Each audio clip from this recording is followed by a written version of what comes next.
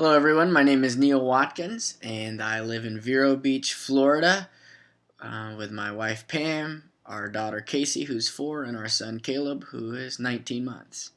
And I work full-time at a UCC church here in Vero Beach. I began working as their youth minister 8 years ago. Now I work with youth and families and have been working on a project we call C2, which experiments as a new shot at what we used to call contemporary worship with hopefully progressive theology and what we call video liturgy, using social media and other things as well.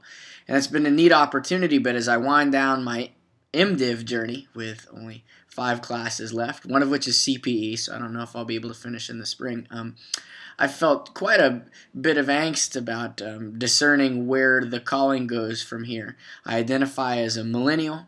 I also identify as someone who's grown up in the United Church of Christ, and I feel in the middle between this transition into or through post-Christendom, especially with all the time that I'm spending in seminary and have spent in the church. I'm wondering what the use of that is.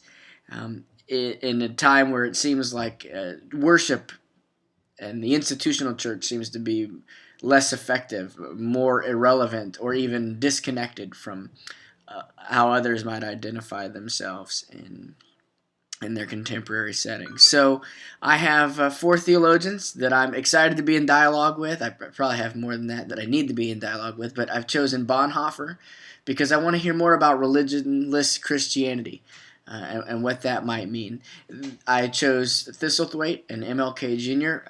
for reasons that I'd like to explore, especially because they are public theologians, and I'd like to be in conversation with public theologians as if we're really moving into post-Christendom. I'd like to have more options and more basis and more understanding of other ways of being a theologian and a ministerial presence in the world.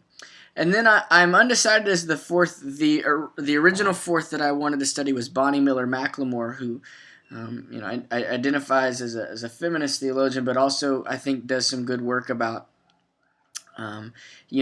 personal and family identity and pastoral identity. But in talking with Christoph and being challenged, I'm considering even somebody like Doug Paget that does some, I think, post-Christendom work, studying and talking through. So I think that Paget would be my 4th, but we'll see.